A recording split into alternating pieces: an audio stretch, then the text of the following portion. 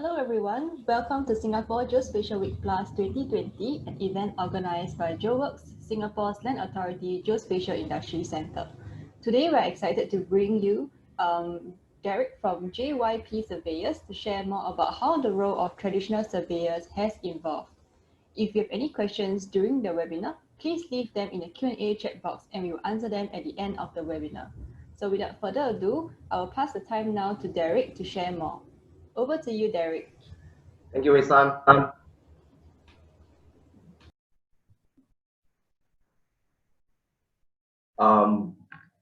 afternoon, everyone. Welcome to the webinar. The topic today is evolution of surveying and survey technology. Let me share my screen with you.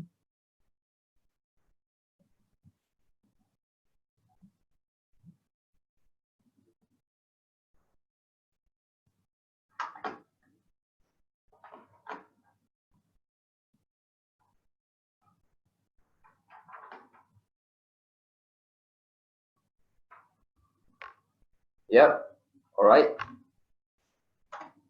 Okay, so let me start with introducing myself. My name is Derek Chan, and I'm a registered surveyor from YJP Surveyors. After graduating from UNSW in Australia, I started to work as a graduate surveyor. Then I came back to Singapore and started as a lecturer in SP, teaching land surveying to civil engineering students. And I joined SLA as a surveyor and was engaged in cadastral survey and policies. After obtaining my registration, I was offered the role as the Registrar of Land Surveyors Board Singapore. I witnessed the rapid change of technology that revolutionized the surveying industry. I left SLA and LSP to join American startup Helix RE. Currently, I'm with YJP Surveyors as a registered surveyor and part of the council as a member in SLSB. So now I would like to introduce you briefly a brief history on surveying. So we started off as in the ancient history. Ancient Egyptians used measuring ropes, humbobs, and other instruments to gauge the dimensions of plots of land and construct the pyramid. Hi Derek. Yep. Sorry, I think you're not sharing your slides. Is it okay?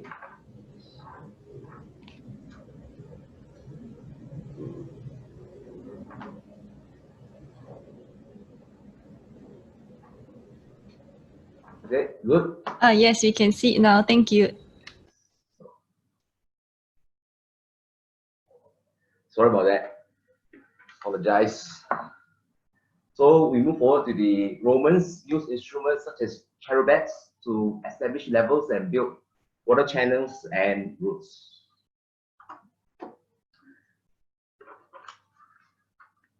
And we fast forward to the 16th to 19th centuries. Theodolite was invented. They are used for measuring horizontal and vertical angles.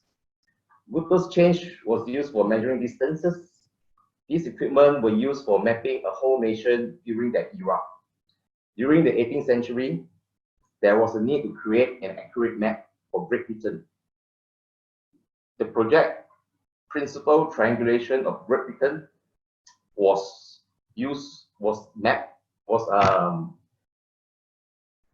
established using these equipments. So the picture shown on the screen was the theodolite used for that massive project, and it weighs about 90 kilograms. And this project was conducted between 1791 and 1853. Okay. As we move towards the 20th and 21st century, we witnessed the rapid improvement of technology. Theodolite could integrate with EDM and transform into what we call total station. They are commonly used for topographical survey and setting out survey in construction industry. The introduction of GNSS technology that allow us to measure features or points anywhere in the world from space. The data collected by this system can be used to control large infrastructure projects or provide the information for in-car navigation systems. And also the introduction of LIDAR technology. 3D laser scanners are used to understand and interpret the shape of things such as buildings or land by collecting types of points to create digital 3D model. These instruments are used by surveyors to provide data to architects and designers to accurately visualize the land they are going to build or design on. Okay, so now I want to share with you the impact of technology that helps to transform land surveying techniques to benefit the infrastructures of development. The previous available tools to conduct land surveys produced results which were adequate for the time and prevalent land surveying requirements. However, with the new age developments, the roles of land surveying assume a critical role to determine smooth infrastructure development. Okay, so I want to share with you 3 points that benefits the infrastructure developments. First is accuracy. Modern instruments used by land surveyors have an accuracy of distance measurements exceeding accurate when compared to the result produced by the tools developed a decade ago. For example, of mapping a tree, a total station could pick up a few points to define a tree. However, a laser scanner with a single scan, it could map out the whole tree with thousands of points. Also, I'll move on to scope and portfolio. Previously, land surveying techniques were limited in scope such as technologies themselves. Fast forward to now, these methods have evolved extensively and are no longer limited to measuring land. They are now being used to survey the sea and airspace to discover new infrastructure development opportunities and revolutionize land use. One example is creating an accurate 3D as-built model, and I'll share with you a case study after this slide. The third point is speed. One of the areas that have been primarily impacted by evolution of land surveying technologies is the speed of the process. With advanced technologies, accurate results are presented in a few hours. Drones don't require much human effort and are designed and developed to develop faster results. I will share a case study also on mapping a landfill in Singapore. Okay, this is a case study which YJP was engaged by Arup, Singapore, for A&A works, particularly to scan an MRT station in Singapore. So the duration on site is 40 hours, and the processing time is about 20 hours, and the modeling for the MRT station is for 60 hours. The instrument that we use to scan this station is a Trimble X7, and it is a very efficient laser scanner. Each scan takes about 2 to 4 minutes, depends on the setting that you want, how dense the points you want it to be. And I'll show you the result. This is the colorized point cloud of the MRT stations that we have scanned. As you can see that the darkened background is due to there's no light. If there's no light, the camera inside the scanner couldn't colorize the point cloud itself. Okay, after that we have scanned the 3D model, we proceed to model it to become a beam model. And this is the beam model that is created from the point clouds. And it is spatially accurate to about 2 cm for the relative for the accuracy. For the absolute accuracy. Whereas for the density of the point is about 1 mm to 2 mm. So it is very important that they need a as-built model, because with the current available as-built plans, it's not enough for them to design the A&A that they want for LTA. And this case study actually touched on the speed that we can create this model, and also the part of the extended scope as a land surveyor, because if we're still using a total station, I don't think it is possible to create such a model that is present here. So it is not just the exterior of the train station that we have scanned. We also have scanned the internal of the station as well. It's inside and outside, including services hidden in the false ceiling. And as you can see, when we cut the model into half, you're able to see the concourse of the MRT station.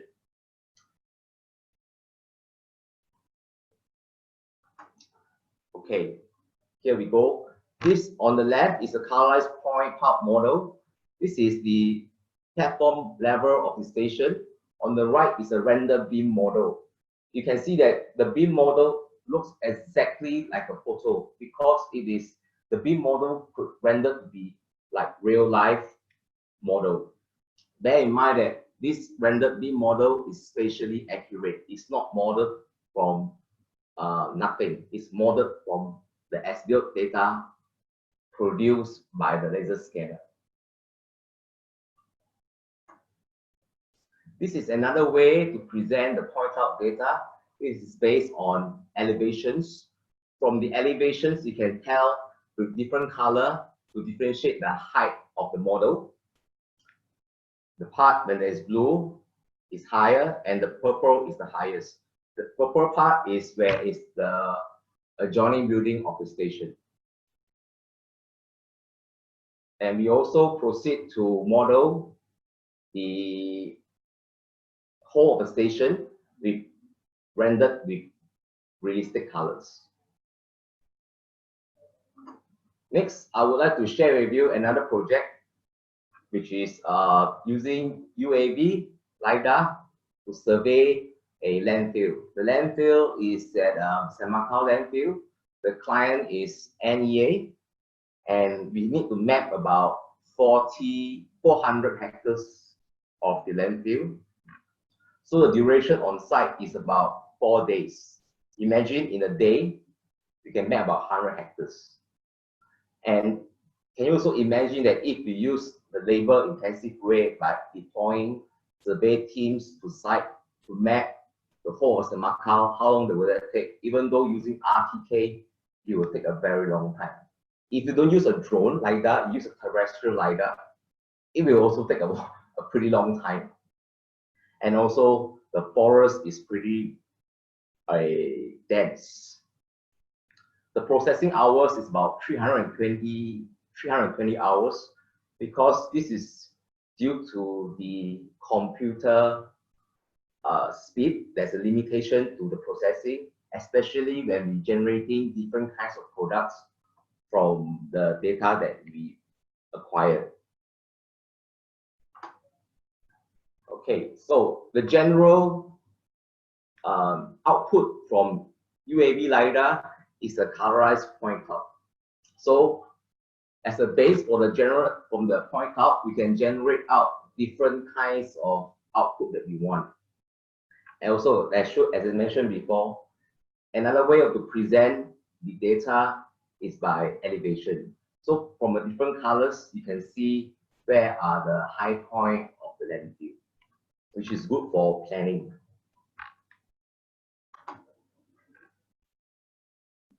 Another product that's generated was the DTM. So this DTM create a 3D model of the terrain to allow people to design, to have a feel where is the high point and the low point. It's meant for visualization, and you can also design anything supersede onto it.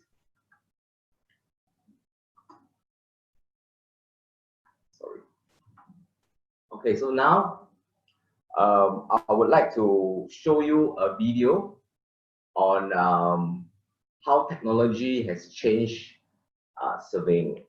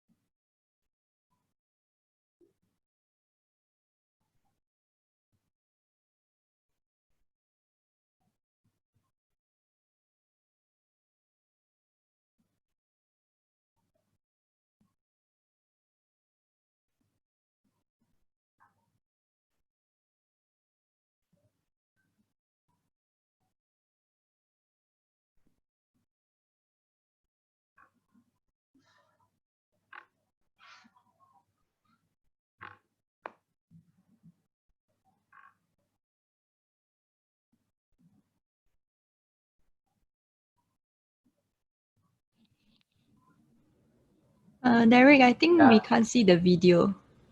Sorry,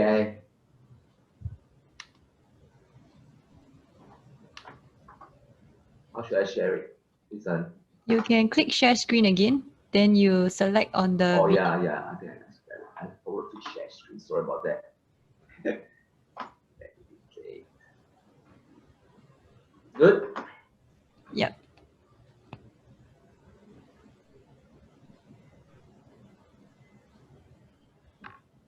Is that supposed to be sound? Yes. You have to enable the sound when you share. All right.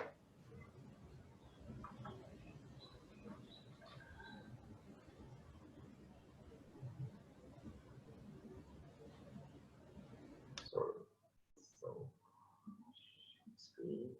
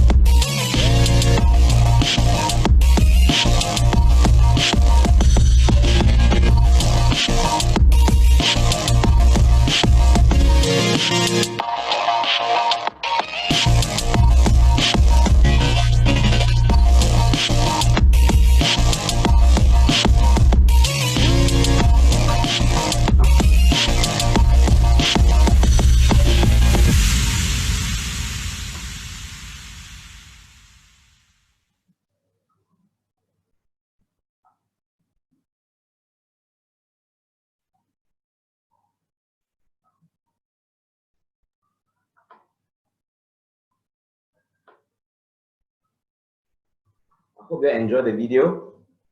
So I would like to conclude that the future of land surveying will be artificial intelligence and automation. AI will streamline the surveying processes. New technologies will be able to bring added value to their clients through increased efficiency. And also cloud-based storage.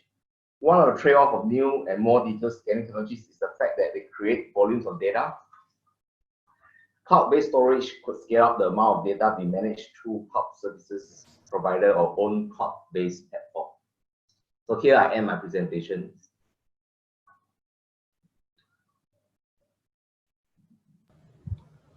Hi, Okay, thank now, you. yeah. Hi, thanks Derek for your presentation. So now we have some time for Q&A. So let's start off with the first question. Is all the software that YJB uses custom built? No, it's just it's commercial software, but we do some script to customize to our own needs. We don't start from scratch. Okay. And the second question is, how can we make such scanning technology readily available to the general public?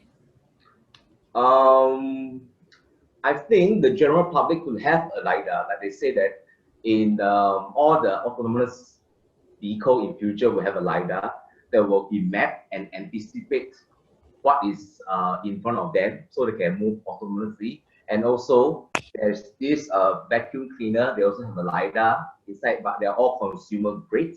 But for professional work, like as a resident surveyor, the LIDAR that we process and the LIDAR that we use to conduct the work needs to be handled by professionals. I see. Yeah. So another question is, what are the pros and cons of using UAV for survey as opposed to the use of updated satellite images? That has called for the resolution. As you can see that LIDAR is an active sensor, whereas satellite images is just images, it's a passive sensor. And it's not really possible to model the point clouds created by satellite images, whereas the LIDAR that we use, UAV, is an active sensor where you actually survey the actual product and produce a real point cloud that's used for creating 3D models.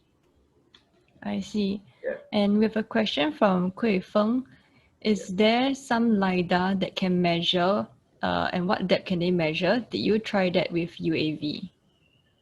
I would like to ask what you can measure or cannot measure. Actually, LIDAR is what you can see with your eyes, you can use it to scan.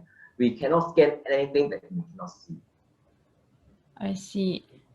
So in meaning to say that any, no matter how deep or how long a certain object is, LiDAR can measure it as long as the eye can see it. The eye can see, it so depends on the grade of the sensor. For example, if you have a long range LiDAR, you can scan as far as 2 kilometers. But that is being said by the manufacturer. In real life, you have to use it and test it to justify it, but not just listening to the manufacturer's specs. I see. And we have another question. How many survey companies are still considered traditional? Are most survey companies still conservative in their approach, or have they adapted the way they work? I don't have that number. Maybe the Land Surveyors Board have a number, but I can see that there are some firms that are also adopting this technology, but it's just that how efficiently they use the LiDAR to conduct and provide the services to the client. I see. And another question is, do you capture imagery in the UAV mapping? Yes, we do. In our LiDAR, actually, we process a LiDAR, the scanner, which is Regal Mini Fox, and also a Sony A7R-2 digital camera, which as we fly and scan, we also take pictures. This imagery for being taken by the camera will have overlaps and create an auto photo of the terrain. And another question that is asking is, has YJP tried surveying intertidal regions, combining sea bathymetric and land topo? Yes, we do. That is our strong point because YJP started off as a hydrographic surveying firm, and slowly they evolved to become a land surveying firm. So we have the capability of mapping the sea and the land as well. So what we do, how we do it is actually very simple. When there is a high tide, we'll use our vessel to conduct hydrographic surveying. And when there's low tide, we will fly our drone that's equipped with LIDAR to scan. So with these two ways of mapping, we will definitely have a good overlap of the land and the sea to give you a complete solution. And Hong Ge Yu has another question. Can you share approximately how much was the cost of the NEA survey? I don't have that number in my mind. You can check GBs for that. It's in the public. Definitely, it's many times cheaper than the traditional method. And can your LIDAR method replace the total station method in terms of accuracy and resolution? You have to bear that in mind. The LIDAR is appropriate for certain projects, but it can never take away the fact that, especially in the construction industry, for example, if you want to construct a building, you can never determine the corner of the building using a LIDAR. You still have to use the old school way, which is total station, to set up that particular point. A LIDAR scan will give you thousands points or even a million points, but to precisely put a point on the ground to tell that this is the point on the building, I think the total station is more appropriate. Okay, and we have an interesting question from Edward. So Edward's asking, will AI not negatively affect the job that surveyors as we know it? So how do you know how your job will look like in the future? Will you still need professionals, or can you get someone to gather data and let AI do its thing, perhaps with a computer scientist on speed dial? I find that it's a very valid question. But as surveyors, I find that we must find way to improve ourselves and evaluate ourselves in this era. We don't let the AI control us. We control the AI. We tell the AI what to do. So what we can do is to provide experience and advice to our client to value add our service. Let the AI do the hard work, do the groundwork, but we do the smart work. Yeah. And can land survey technologies also be applied to underground scanning? That's for sure. I find that this is nothing new using a scanner underground, but it's just how we're going to use the data for different applications, and also using automation to quickly process the data, cut down the processing time, and also as a land surveyor, we should work together with engineers to actually come up with a product that suits them. That is very important. Okay, and we have another question. What is the accuracy of UAV plus LIDAR? Oh, you mean aerial LIDAR, right? The accuracy is about 1 to 2 cm, but it's about maybe 4 cm for the height. But it also depends on the control that you have. How accurate you establish your control will determine the accuracy, the overall accuracy of the whole survey. Okay, and I think we have time for just one more question. So what kind of skills or qualifications do you think are useful for the future of surveying, given that robotics and AI is getting more pervasive in all industries? Okay, as I come back, I came from a startup background before I joined YJP. I find that people with skills, with coding knowledge, with the attitude, it doesn't matter what qualification you need. It's just the can-do attitude is more important. Okay, so I think because we still have quite a lot of unanswered questions, so perhaps Derek, you can leave your contact in the chat box. Perhaps you can leave your email so that if the attendees have any more questions that they'd like to ask, they can directly reach out to you. So with that, I would like to end off today's webinar. So I'd like to thank everyone for attending the webinar today, and also Derek for giving us such an interesting presentation and answering so many of our questions. So thank you so much for your time. And for the rest of the attendees, we still have more webinars coming up for the rest of the week. So please scan the QR code that will be flashing in the last slide later. And then we'll be also asking you to sign up for webinars that you have yet to attend. So thank you so much, and we hope to see everyone again. Thank you, everyone. Thank you, Chris. Thank you, Derek.